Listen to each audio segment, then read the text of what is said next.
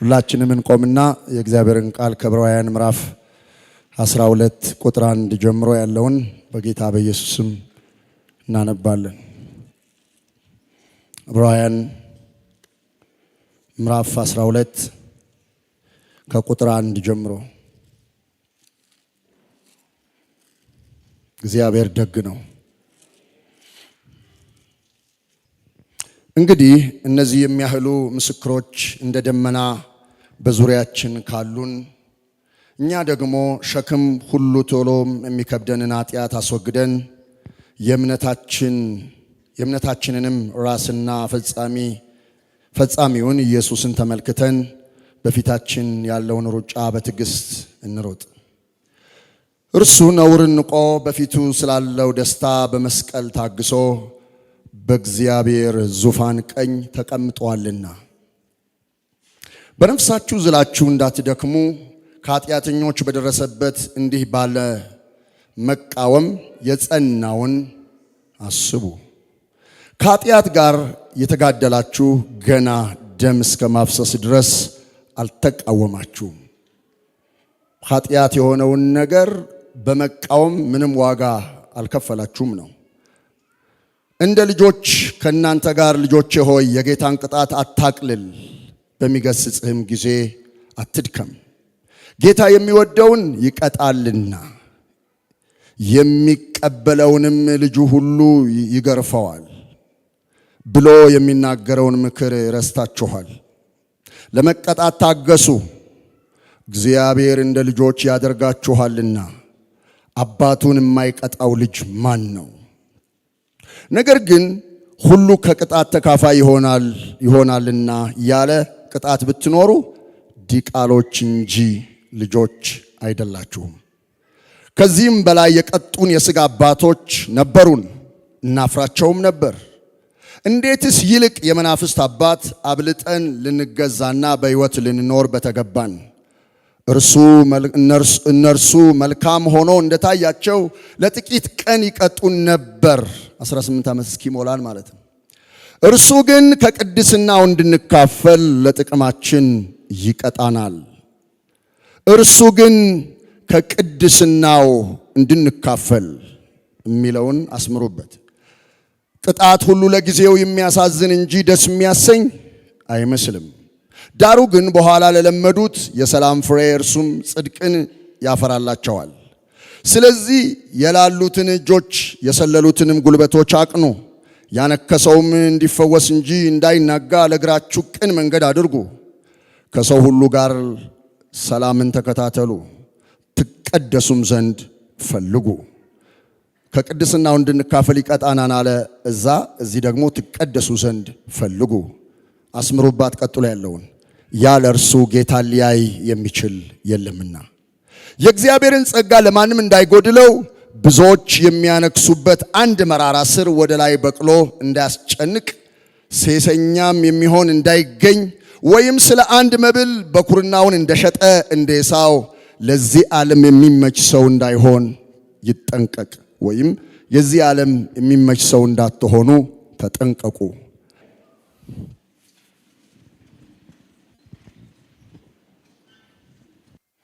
እስቲ እግዚአብሔር ለኔ ደግ ነው በሉ። ለኔ ቤት እግዚአብሔር ጨካኝ አይደለም በሉ። ምነው ጨከንክብኝ እምትያለሽ? አልጨንከኩምብሽም፣ እኔ ላንቺ ደግ ነኝ ይልሻል። እግዚአብሔር ላንቺ ደግ ነው። ዛሬ የምንካፈለው ርዕሱ ቅድስናው ተካፋይ ለመሆን ጠርቶናል። ቅድስናው ተካፋይ ለመሆን ጠርቶናል።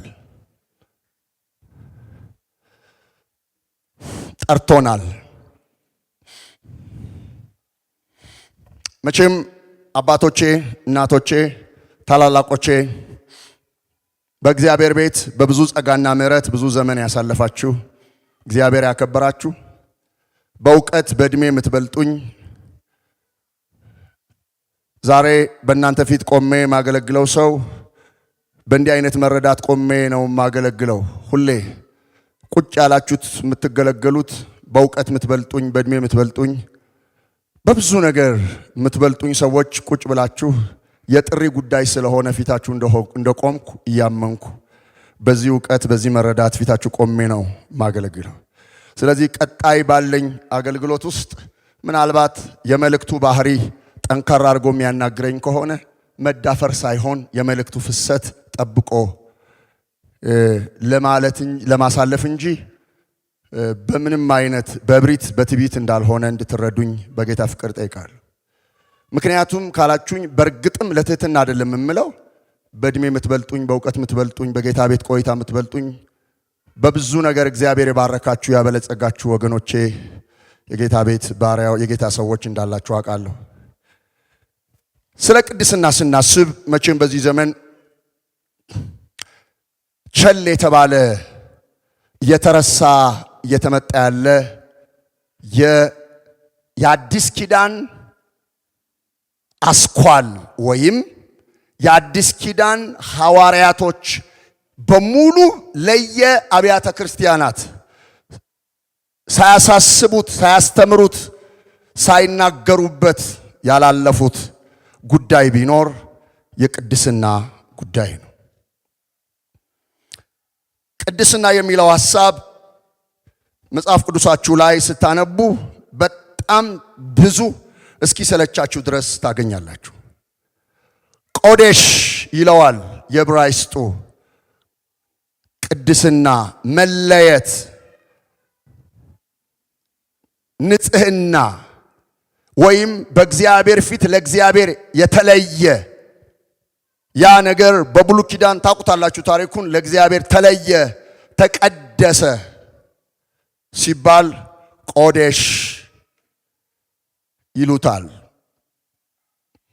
ቅድስና የሚለው ሐሳብ ምን ያህል በክርስትና ሕይወት ውስጥ ቁልፍ ሐሳብ እንደሆነ የምታዩት የዕብራውያኑ ጻፊ ለነዚህ ለዕብራውያን ወይም አይሁዳውያን የሆኑ ጌታን የሚያውቁ ክርስቲያኖች ግን ከሆነ ጊዜ በኋላ ወደ አይሁድነት የአይሁድ ሃይማኖትና ክርስትናን ደባልቀው ለመያዝ በመንፈሳዊ ሕይወታቸው ሲዳከሙ ወደዛኛው ሁለቱን ቀላቅሎ ለመያዝ ሲያመቻቹ ያያቸዋል። ሁለቱን ለማደባለቅ የሚታገሉ ናቸው እና በዛ መካከል ለእግዚአብሔር ያላቸው የህይወት ስታንዳርድ የክርስትና ኳሊቲው መለኪያው ቅድስና የሚለው ነገር ከህይወታቸው እየጠፋ መጥቷል ማለት ነው። እንደምታዩት በጣም ባክስላይድ ያረጉ ሰዎች ሁሉ መሃላቸው በጣም እንዳሉ የምታውቁት እነሱም በተመለከተ በጣም ሲሪየስ ነገር በቀጣዩ ክፍሎች ላይ ኋላ በነበረው ክፍል ላይ ታያላችሁ። ሐዋርያው ጳውሎስ በዚህ ክፍል ላይ ወደ ኋላ ሄዶ የእምነት አባቶችን መነሻ ያደርጋል። እንግዲህ እነዚህ የሚያህሉ ብሎ ይጠራና እነዛ የእምነት ጀግኖች ይዘረዝራቸውና ያመጣቸውና እነሱ ጀግና ሆነው የጨረሱት እሱን ተመልክተው ነው ይላል።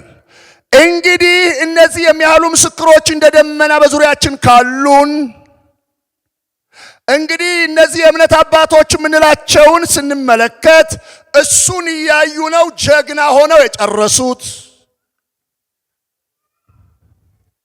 እኛ ደግሞ ይላል እነሱን ይጠቅስና እኛ ደግሞ ሸክም ሁሉ ቶሎ የሚከብደንን ኃጢአት የሚባለውን ዕዳ የመንፈሳዊ ሕይወት ካንሰር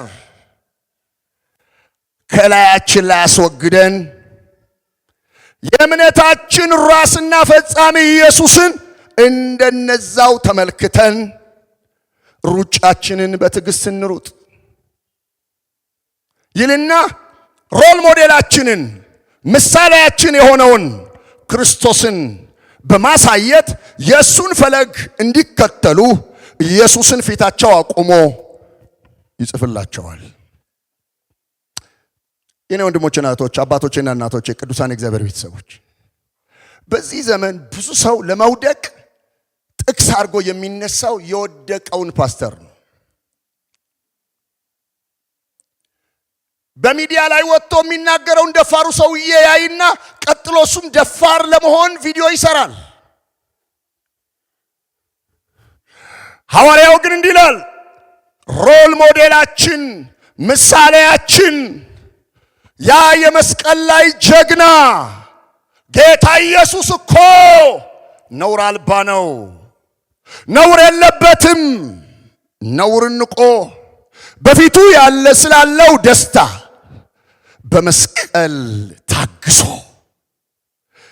በነፍሳችሁ ዝላችሁ እንዳትደክሙ ሰው አይታችሁ ቀደምቶቻችሁ አይታችሁ ሕይወታችሁ መስመር እንዳይስት ሰዎች እሰማቸዋለሁ። ሰሞኑ አንዳንድ የሆኑ ነገሮች አየር ላይ ያሉ መግለጫ ምናምን የሚባሉ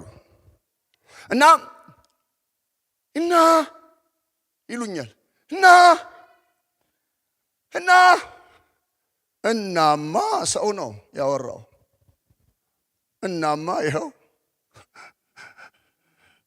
የኛ መመሪያ እግዚአብሔር ቃል፣ የኛ ሮል ሞዴል ሲኒየራችን ኢየሱስ ዋቢ ውደቅ ይነሳ የራሱ ጉዳይ ነው።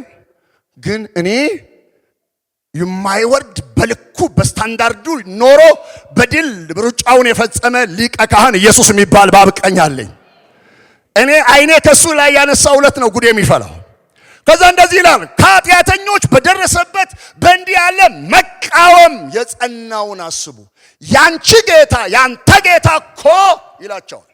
አቤት የወረደበት ውርችብኝ፣ አቤት የወረደበት ዱላ፣ ስድብ፣ ተቃውሞ፣ ማንቋሸሽ። አንተ መልስ አልሰጠም። የጌታ ባሪያዎች ቅዱሳን እግዚአብሔር ሰዎች መልስ ለመስጠት ብዙ አትሰቃዩ። እስቲ ዝም በሉ። አንዱ የኢየሱስ መምሰላችን ከሚገለጥበት መንገድ ምንድነው? እሱ ዝም። አንተ የእግዚአብሔር ልጅ አይደለህም? ዝም። እንዲያ ነው እንዲህ ነው። ዝም። ታዲያ ኢትዮጵያ ላይ የሚያወራ ለምን በዛ ካልከኝ ሽቀላ ስለሆነ ነው። ዝም። እንዲህ ይሉሃል፣ መልስ አትሰጥም። ዝም። ተጽፎልሃል፣ ዝምታውም ተጽፎልሃል። ለምን ዝም አለ? ዝም እንድትል ነዋ። እኔንም ያሰቃየኝ ዝም ማለት ነው እንጂ መናገር አይደለም። መናገርም የለመድኩት ነው። ተተተተተተታ ግልግል ተኩሼ ከዛ ሲጋ ለፈለፍኩ አይደለም። የኔ ስቃይ ዝም ማለት ነው እንጂ መናገር አይደለም። ታገሰ፣ ዝም አለ። ለሁሉም ወጥቶ መልስ አልሰጠም። ከተመለሱ ይኸው ማት ህዝብ መልስ እየሰጠ አይደለም። የኔ ተጨማሪ ምንም አያስፈልግም። ከኃጢአተኞች ጋር የተጋደላችሁ ገና ደም እስከ መፋሰስ ድረስ አልተቃወማችሁም። ኃጢአት ላለመስራት ምን ዋጋ ከፈላችሁ? ኃጢአት አልሰራም ብለሽ ምን አጣሽ? ምን ቀረብሽ? ይሄንን ባለማድረግ ይሄን አጣው የምትለው ነገር አለ? እንኳን ደግ ያንን ኃጢአት ላለመስራት እግዚአብሔርን ላለመበደል ብለሽ የቀረብሽ ነገር ካለ ተተኪ የለውም። ለምን አልነግርሽም? ያንቺ ዋጋሽ ጽድቅሽ ነው። ለእውነት ቆመህ እውነት በማለት የጎደለብህ ነገር አለ? አዎ ይጎልብሃል። እና እግዚአብሔር አይክስም። ያንቺ ብድራት እውነትሽ ነው። ያንቺ ሽልማት ለእውነት የምትኖሪው ህይወት ነው። ብዙዎቻችን ለእውነት እንቆምና ወዲያው ብድራቱ ስንፈልግ ስለምናጣ በሚቀጥለው ላይ እዛ ቦታ ላይ አንገኝም። ለእውነት ስትኖሩ ዋጋ ይከፈላል። ቦነስ ምናልባት ምድር ላይ ላይኖረው ይችላል።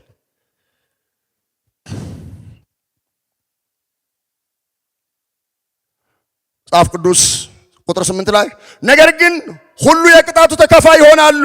ያለ ቅጣት ብትቀሩ ዲቃላዎች እንጂ ልጆች አይደላችሁ። እግዚአብሔር እንዲገስጽ ትፈልጋለህ? አሁን ሁላችንም የቁልምጫ መልእክት አይደለም ጆሮአችንን ያሰለቸው? ሁላችንስ መስማት ምንፈልገው እሱ አይደለም? መጽሐፉ እንዲህ ይልሃል፣ ልጅ ከሆንክ መገሰጽ አለብህ። ሁሌ ጣፋጭ ነገር ህመምተኛ ያደርጋል። እኔ አይደለሁም ወንጌሉ ነው የሚለው። ልጆች ከሆናችሁ ትገሰጻላችሁ። እግዚአብሔር አባትህ ነው፣ አንቺ ልጁ ነሽ እና አንቺ የምትሰሪው ስራ በሙሉ እንደ እግዚአብሔር ፍጹም ነው አይደለም። ታዲያ እንዴት ነው ማትገሰጪው? ታዲያ እንዴት ነው እግዚአብሔር ማይገስጽህ? እንዴት ነው እግዚአብሔር ማይገስጸኝ? ፐርፌክት ነው ዋቢ አይደለሁም፣ አውቀዋለሁ ማንነቴን። ከዚህ በላይ የቀጡን የሥጋ አባቶቻችን ነበሩን፣ እንፈራቸው ነበር። እኔ አሁን ፋዘሬን የእውነት ፋዘሬ የፈለገ ዓመት ከእርሱ ጋር ብንኖር አሁንም እንፈራውታል። የእውነት ወደን አይደለም። አባትነቶ በቃ እንደሱ ነው። ክብር ያለው አባትነት ነው ያለውት። መቼም ልለምዳቸው አልፈልግም። የሥጋ አባቶቻችን ፋዘርዬ መተውን አያውቁም፣ ግን አይናቸው ለምደን አውቀናቸዋል። ፋዘር የተቆጡ ቀን በደንብ ነው የሚገባው። ስለዚህ ሁላችንም ነው የምንለው፣ በደንብ ነው የምናውቀው። ደግሞ ፋዘርዬ እውነተኛ አባት ናቸው። ሲያሻሹህም ደግሞ በጣም ነው የሚያሞላቅቁህ። ስለዚህ ሁለቱም ስለምናውቀው ችግር የለብንም። እናንተ አሁን ትደነግጡ ይሆናል፣ እኛ እንደነግጥም በጣም ሁሉ ይናፍቀናል ሁላ። ምክንያቱም እኔ ፋዘር እንዲህ ሊቆጡን ይኖሩልን አይደለም ሊባርኩን። ፋዘር ሊቆጡን እግዚአብሔር ያኑሮት። ሊቆጡን ሊባርኩን አይደለም ሊቆጡን። ለምን ካላችሁ ጳውሎስ ቆሮንቶስ ቸርች ገባ። አዝናለሁ አለ። ብዙ ሞግዚት አላችሁ፣ መጋቢዎች አሏችሁ፣ ጡጦ የሚያጠቧችሁ አሏችሁ፣ ዳይፐር የሚቀሩ ይሩላችሁ አሏችሁ፣ የማንኪያ ምግብ የሚያበሏችሁ አላችሁ። አባቶች የሏችሁም፣ የሚገስጿችሁ የሏችሁም። ስለዚህ ጉዳችሁ አደባባይ ወጥቶ ፍርድ ቤት ሄዳችኋል። ማን ይገስጻ? የምትፈሩት የለም።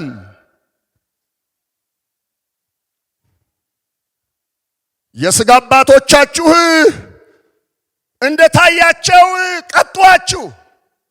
ፋዘር ቀጥ ብለን እንድንሄድ ስለሚፈልጉ ዛሬ የሰበከው መልእክት ጥሩ ነበር። እቺ የቀላቀልካት ነገር ግን ሌላ ጊዜ አትድገማት። ይሄ አባት ባህሪ ነው።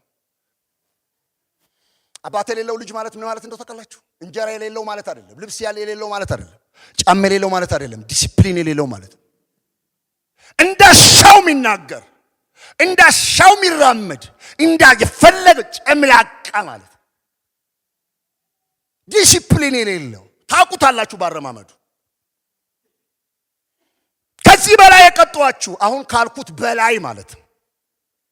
በሥጋ የወለዱኝ መንፈሳዊ አባቴም የቀጡኝ እንዳለ ሆኖ ይላል ሐዋርያው። እሺ የመናፍስት አባት አብልጠን ልንገዛ በሕይወት ልንኖር በተገባን የበለጠ እሱን ነበር መፍራት፣ የበለጠ እሱን ነበር ማፈር።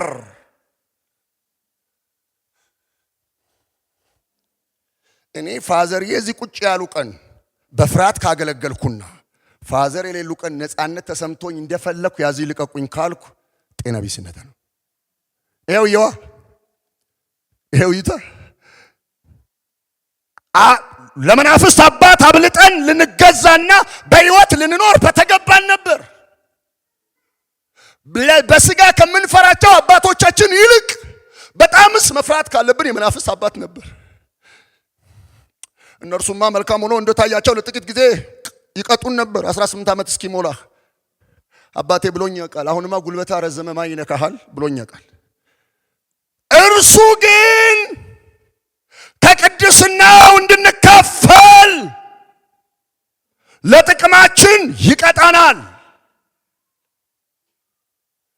ዲሲፕሊን እንዲኖርህ የማታሳፍሪ ልጅ እንድትሆኝ፣ ሆስቴስ ብትሆኝ፣ ዶክተር ብትሆን፣ ፕሮፌሰር ብትሆን፣ አስመቺና ላቂ ብትሆን፣ ጠቅላይ ሚኒስትር ብትሆን፣ ፕሬዝዳንት ብትሆን፣ ምንም አይነት ሰው ብትሆን የትኛውን ቦታ ቢያስቀምጥህ እግዚአብሔር የማያፍርብህ ልጁ እንድትሆን እግዚአብሔር የቅድስናው ተካፋይ እንድትሆን ይቀጣሃል። እግዚአብሔር መቅጣት ካስፈልገው የሚቀጣህ ከቅድስናው ተካፋይ እንድትሆን። ለሌላ ጉዳይ ስራ አይፈታም ማለት ነው። በሌላ ጉዳይ ሂድ ፓስተር ይገስጽህ፣ ሂድ ወንጌላዊ፣ ሂድ ሚስት ትገስጽህ፣ ሂድ ሊል ይችላል። በቅድስና ጉዳይ ላይ ከሆነ ግን አልለቅህም ነው የሚለው። እግዚአብሔር ለምን ይቀጣል? ከቅድስናው እንድንካፈል ይቆነጥጣል። የእግዚአብሔር ዱላ ምንድን ነው? ብዙ ሰው የሚጠብቀው በሽታ ነው። ብዙ ሰው የሚጠብቀው ገንዘብ መያዝ ነው። እንዳታስበው፣ እሱ ብዙም ላይጠቀመው ይችላል። ብዙ መቅጃ አለው። ለምሳሌ አልኩ ፋዘር ገብተው ዝም ብለው ደበሯቸው ቁጭ ሲሉ በራሱ ይከፋናል። ቤት ውስጥ ገብተው ቁጭ ቢሮ ውስጥ ዝም ብለው እኛም ቁጭ ብለን እሳቸውም ቁጭ ብለው ዝም ብለው ኩርፍ ብለው ዝም ቢሉ አረ ምንድነው ዛሬ ምንም እኮ አላሉንም። ቅጣት አይደለም? የቤት አባወራ የሆነው ሰው የገብቶ ሶፋ ላይ ደህና ዋላችሁም ሳትል ምን ነገር ቁጭ አልክ። ዳዲ ደህና ዋልክ? ዝም። ሚስት መጣች፣ አባቴ ደህና ዋልክ? ዝም። በጣም የምትወዳት እያለች መጣች። ያቺ ሚጥፒጢ ዳዲ ብላት ዝም። ትቦጠቡጣለች፣ ዝም። ምንድን ነው የተፈጠረው? መባል የለበትም። ይሄ ዘመን እንደሱ አይነት ነው። ማት ነገር ይሆናል። ዝም። ለምንድነው በዚህ ልክ ያኮረፍከን ብዬ አውቃለሁ። ለምንድነው በዚህ ልክ ዝም ያልከን?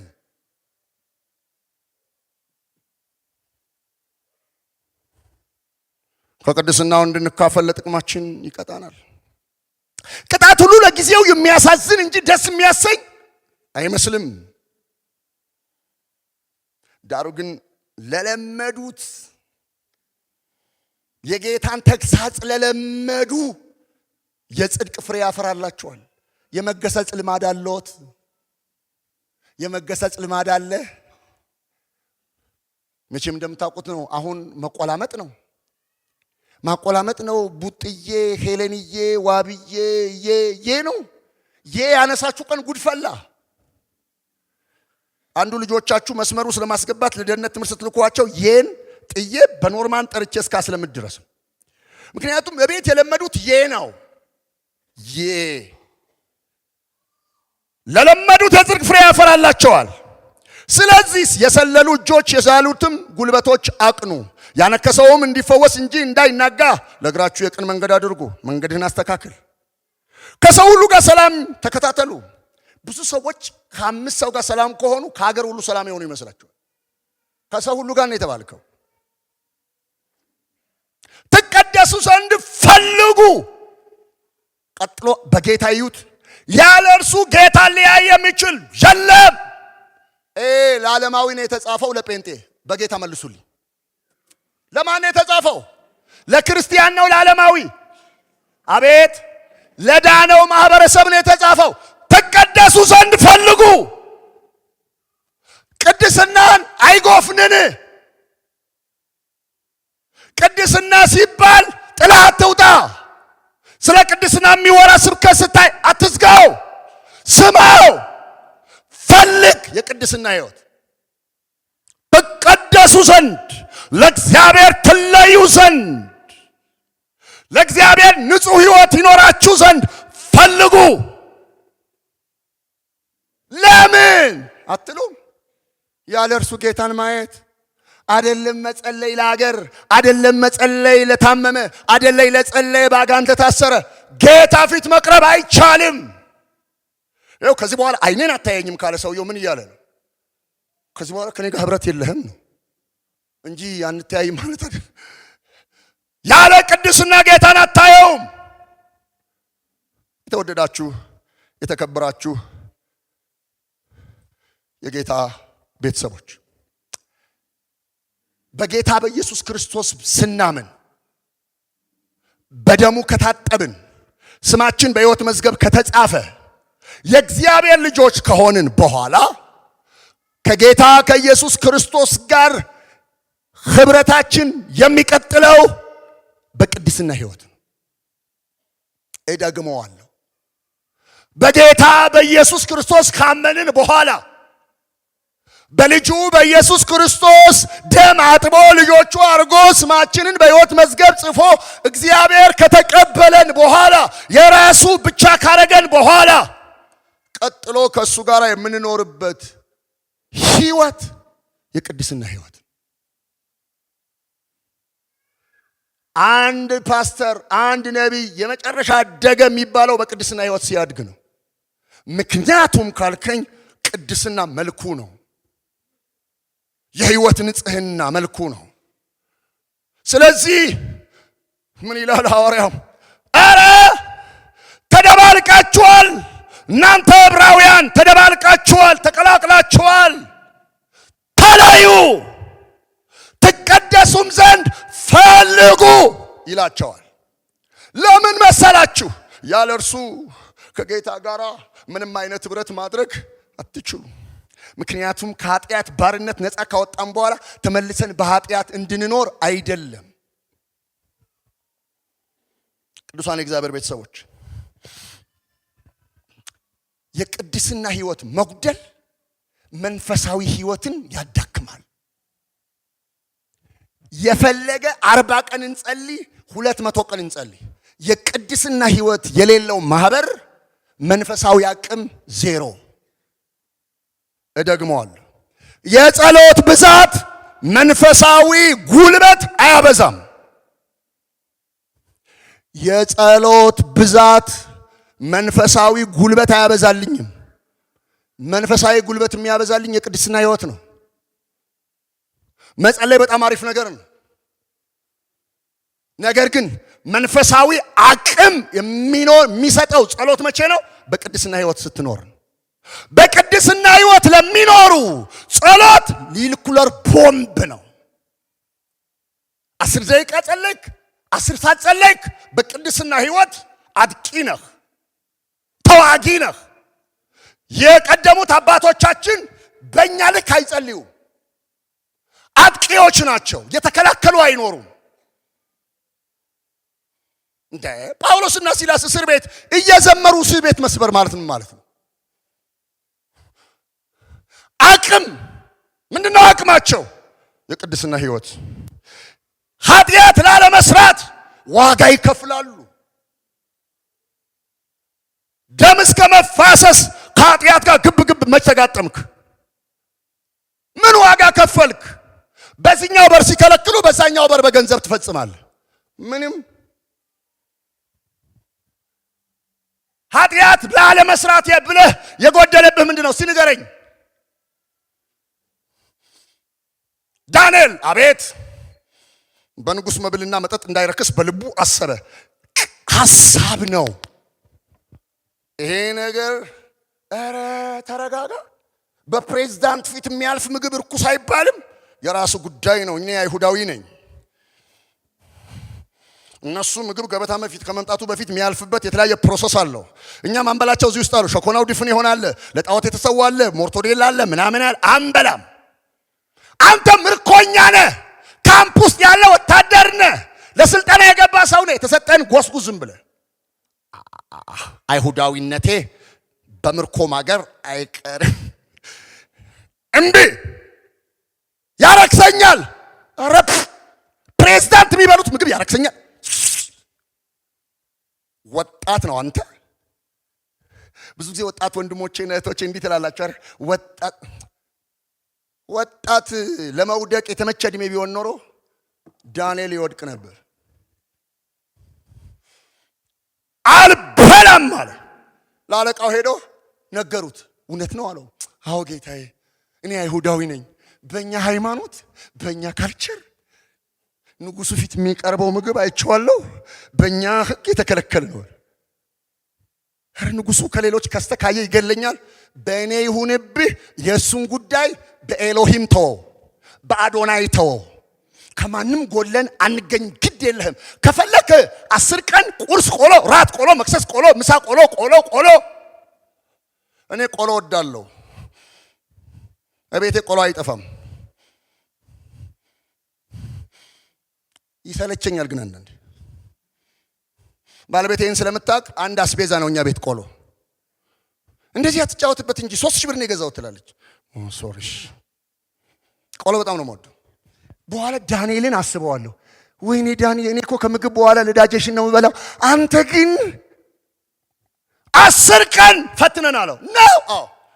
ሰነፍ ቆሎ ካተርጋ ከሽምብራ ጋር እየቀላቀለ ይሆን አላውቅም፣ አቀረበለት። ዳንኤል ቆሎ ከሽ ከዛ ውሃ ጠጠት። ከዛ ሄዶ ጠዋት ሚዛን ማን ነው በልጦ የሚገኘው? ስማኝ ይኸውልህ ንገርህ፣ በጽድቅ በቅድስና ለእግዚአብሔር ወግነ ኖረ፣ በምንም ከማንም አታንስም።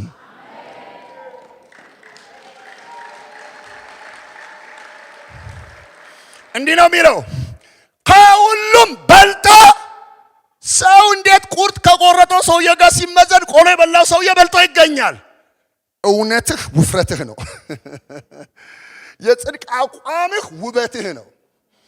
የቅድስና ህይወትህ እግዚአብሔር ሲደመር ክብደትህ ነው። ኢካቦድ ትከብዳለህ። በቃ ታውቃለህ፣ ሳሙኤል የሆነ ሰፈር ሲገባ ምድሩ ይነቃነቃል። የጽድቅ ሰው። ኤልያስ የሆነ ቀበሌ ሲገባ ምድር ይነቃነቃል። ህይወቱ ነው ህይወቱ። ከዛስ ምን ተፈጠረ ካልከኝ፣ ከዛ 10 ቀን ሲፈትነው ተሽሎ ተገኘ። ከዛ ምን ቢያደርገው ጥሩ ንጉሱ 3 ዓመት በሙሉ በቃ ፈቅጄልሃለሁ፣ ሳይህ አታስጠይቀኝም፣ ስለዚህ ለማንም አይነገርም፣ እኔና አንተ ጋር ነው ሚስጥሩ፣ ኤው ቆሎህን ብላ፣ እኔም ለንጉሱ አልነግረውም፣ ውጤቱን ስላየው እንደማታስጠይቀኝ ስለገባኝ ፈቅጄልሃለሁ። ዳንኤል ከዛ በኋላ ካምፕ የቆየው 3 ዓመት በሙሉ ዳንኤል የበላው ምንድን ነው? ቆሎ ውሃ፣ ቆሎ ውሃ፣ ቆሎ ውሃ። ዕብራውያኑ ምን ይላል? ከኃጢአት ጋር አልተጋደላችሁም፣ አመቻቻችሁ፣ ድንበር አፈረሳችሁ፣ ለመመሳሰል ታገላችሁ። ምን ዋጋ ከፈልክ? ድሮ ቤተ ክርስቲያን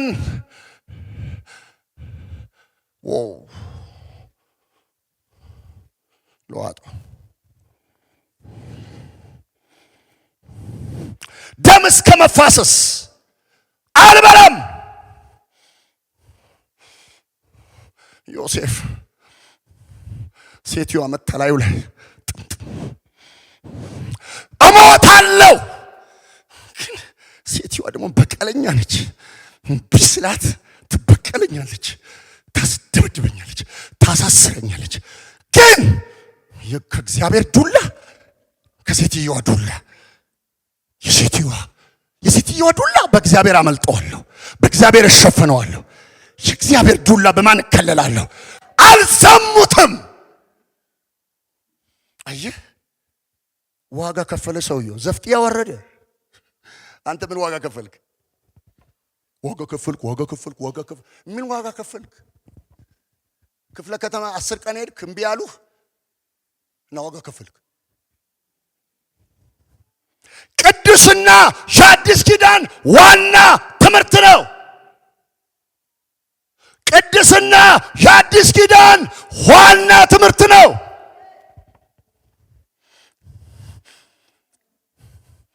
የአዲስ ኪዳን ዋና ትምህርት ነው። ተመልከት። ምክንያቱም ካርከኝ የክርስትና ህይወት ልኩ ውበቱ ቅድስና ስለሆነ የህይወት ንጽህና ነው። የአመለካከት ንጽህና ነው። የተግባር ንጽህና ነው። የእጅ ንጽህና ነው። ቅድስና ከኃጢአት ከዓለማዊነት እርኩሰት ተለይቶ ለእግዚአብሔር በህይወት ንጽህና መኖር ነው። ጳውሎስ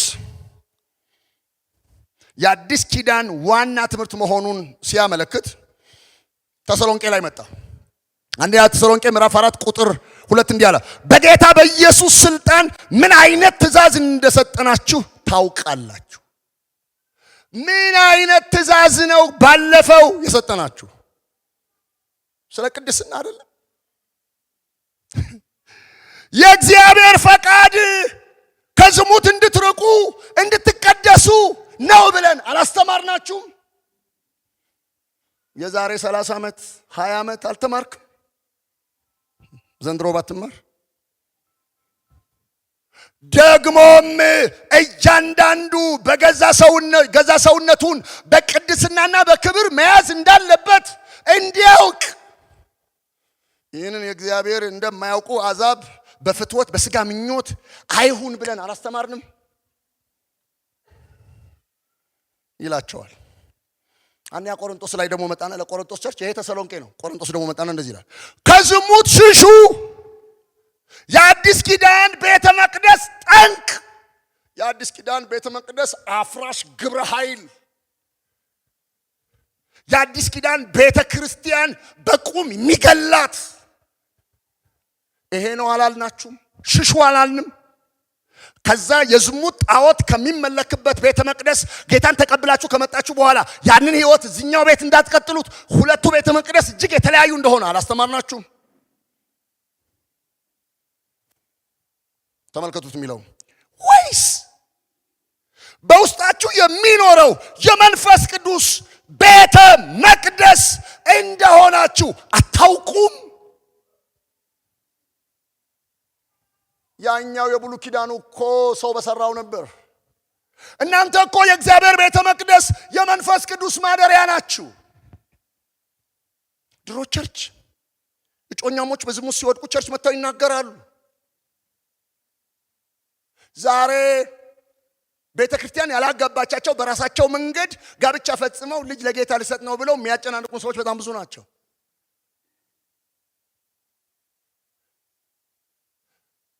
ኧረ ተው፣ አልቀረም ቅድስና።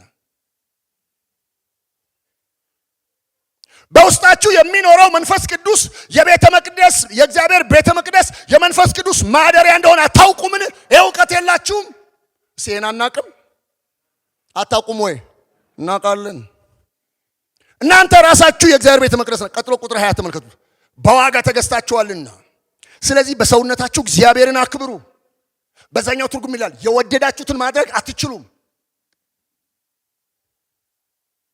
ተመልከቱት የሐዋርያው ጳውሎስ ማሳሰብ ዘሌዋውያን ምዕራፍ 19 ቁጥር 1 እንዲህ ይላል፣ እግዚአብሔር ሙሴን እንዲህ ብሎ ተናገረው። ምን አለው? የእስራኤል ልጆች የእግዚአብሔርን ማህበር ሁሉ እንዲህ በልላቸው። ምን ልበላቸው? እኔ አምላካችሁ እግዚአብሔር ቅዱስ ነኝና እናንተ የኔ ህዝቦች ደግሞ ምን ሁኑ? ቅዱሳን ሁኑ። አየህ፣ ከቅድስና ህይወት መጉደል መንፈሳዊ አቅም ያሳጣል። ጸሎት አይጣፍጥህም። 2 ደቂቃ መዝሙር ትዘምርና ይደክመሃል። ትንሽ ትገስጽና ይደክመሃል። መንፈሳዊ ነገር ዳገት ይሆንባል፣ ይሰለችሃል። መንፈስ ቅዱስ አይተባበርህማ። ሃይማኖታዊ ልምምድህ ነው እየፈጸምክ ያለኸው። እኔ እግዚአብሔር ቅዱስ ነኝ፣ እናስ በዓለም ላይ ካለው ህዝብ መካከል አንተ በልጄ ደም የዋጀው ህዝቤ የኔ ነህ። እንደኔ እንደ አባትህ ቅዱስ እንድትሆን እፈልጋለሁ። አንቺ የጌታ ልጅ ጂም ቤት ስትሄጂ ቅድስናሽን ጠብቂ። ጂም ከሚያሰራሽ ሰው ተጠንቀቂ። ጂም ቤት ስትሄድ ቅድስናን ጠብቅ። ጂም ከምታሰራህ ጋር አንተ የእግዚአብሔር ቤተ መቅደስ ነህ። ይሄ ገላ የመንፈስ ቅዱስ ነው፣ የመንፈስ ቅዱስ ነው። እህቶች ስትለብሱ ይሄ ገላችሁ የመንፈስ ቅዱስ ነው። ወንድሞች ይሄ ገላ የመንፈስ ቅዱስ ነው። እናንተ በዋጋ ተገዝታችኋል። በቀራንዮ መስቀል ላይ ኢየሱስ የታረደለት ከእግዚአብሔር አብ ጋር ዋጋ የመቀባበል ስርዓት ተካሂዷል። እዛ ላይ ይህንን ማወራችሁ ህይወት አባቴ ቢሰብኩት በምን እድል ደስ ባለኝ። ለምን ካላችሁኝ ይሄንን ርዕስ ለመስበክ እንዴት ስቃይን እንዳየው ልነግራችሁ አልችልም። ለምን ካላችሁኝ ጌታ ሆይ የቅድስና ህይወት ብቃት የለኝም። የቅድስና ህይወት የሚጎለው ሰው እንዴት ስለ ቅድስና ቆሞ ያወራል? እኔ ማነኝ ስለ ቅድስና ልሰብክ? አልኩት ያልኩትን ነው የምነግራችሁ። አንድ ሰው አንድ የእግዚአብሔር ሰው በራእይ ሲጸልይለት ያለው ከዛ ነው ይሄ መልእክት ጌታ የሰጠኝ። ሲጸልይለት ያለው እና ያ ሰው በጣም ለዛ ሰው ብዙ ነገር ጌታ እንዲናገረው ይፈልጋል። ሲጸልይለት ያ ሰው ስለዛ ሰው ድምጽ ሲሰማ እሰማለሁ። ምንድነው የሚለው?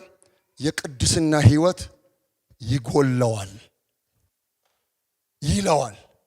ያ አገልጋይ ለዛኛው ነው የሚጸልየው እና መልእክት ሊያስተላልፍለት ይፈልጋል። የጌታ ድምጽ የሚሰማ ሰው ነው እና ያ ሰው ደግሞ ለመስማት ጓጉቷል። ያም ሊሰጠው ይፈልጋል፣ ሊነግረው ይፈልጋል። ግን የሆነ ድምጽ እዚህ ልቡ ላይ ተይዞበታል ያ አገልጋይ እና በመካከል እሰማለሁ። ምንድነው? የቅድስና ህይወት ይጎለዋል። የቅድስና ህይወት ይጎለኛል። ጌታ ሆይ የቅድስና ህይወት ይጎለኛል። እናንተም በሉት። ጌታ ሆይ በሉ። የቅድስና ህይወት ይጎለኛል ዛሬ በሉት። ከቃል የተነሳ በሉት። ወደ ቅድስና ከፍታ መልሰኝ። ልጠቅልለው። ዮሐንስ ወንጌል 17 ቁጥር 16 እኔ በዓለም እንዳለሁ ከዓለም አይደሉም። እኔ ከዓለም አልነበርኩም በዓለም ስኖር። የኔም ደቀ መዛሙርት የኔም ተከታዮች በዓለም ይኖራሉ እንጂ ዓለማውያን አይደሉም። እናስ በእውነትህ ቀድሳቸው፣ ቃልህ እውነት ነው። እንደነዚህ አይነት ቃሎች የእናንተና የኔን ህይወት የመቀደስ አቅማቸው በጣም ከፍተኛ ነው። ዛሬ እናንተ ህይወት ውስጥ እኔ ህይወት ውስጥ የሆነ ቁጭት ይገባል በጌታ በኢየሱስ ስም። እንደገና ጌታችን ኢየሱስ ማርቆስ 7:21 ላይ እንዲህ አለ፣ ከውስጥ ከሰው ልብ የሚወጣ ክፉ ሐሳብ፣ ዝሙት፣ መስረቅ፣ መግደል፣ ምንዝርና፣ መጎምጀት፣ ክፋት፣ ተንኮል፣ መዳራት፣ ምቀኝነት፣ ስድብ፣ ትዕቢት፣ ስንፍና ናቸውና አለና ይህ ክፉ ሁሉ ከውስጥ ይወጣል ሰውንም ያረክሰዋል። በጌታ በኢየሱስ የሆነ የሰፈር ቆሻሻ ማለፊያ ትቦ ይታያችኋል? ይሄ ሁሉ የሚጎርፈው ከልብ ነው። ሰውየውን ያረክሰዋል። ከየት የሚመጣው? ከዋናው ከውጪ የሚመጣው አይደለም፣ ከውስጥ የሚፈልቀው ነው። ስለዚህ ዋና ቅድስና ግንባታ መካሄድ ያለበት ውስጥ ላይ እንጂ ውጪ አይደለም። ውስጥ ከተቀደሰ ውስጤ ከተቀደሰ ውጪው ብዙ አያሳስብም። ብዙ አያሳስብም። አንድ ልጅ ነበረ ደህንነት ነው የሚማር እኔ ጋር ጸጉሩ ሹሩባ ሰርቶ የመጣ እና አስተምራለሁ ዝም ብዬ ሳስተምር ጸጉሬን ይነካዋል ሲል አልነካውም። ኢየሱስ ነው ምለው። ኢየሱስ ሰማና አንድ ቀን ወቢ አለኝ። አቤት። ይሄ ጸጉሬ ጴንጤዎቹ አፈጠጡብኝ ምን ላድርገው አለኝ። ቁረጠው። እግዚአብሔር ግን ሲልኝ መንግስት ሰማይ በላይ ስትገባ መንግስት ሰማይ በራፍ ላይ እግዚአብሔር ሹሩባ ተሰርታል ብሎ አይመልስህም። ግን ከኢትዮጵያ ካልቸር አንፃር ግን ስታየው ትንሽ ያልተለወጥክ ይመስላል ውጪን ሲያዩ አልኩት። ነው አለኛ። ከዛ አለና እንዲህ ያለና መጽሐፍ ቅዱስስ አለኝ። መጽሐፍ ቅዱስማ ለወንድ ልጅ ጸጉር ማሳደግ ነውር ነው ይላል አልኩት።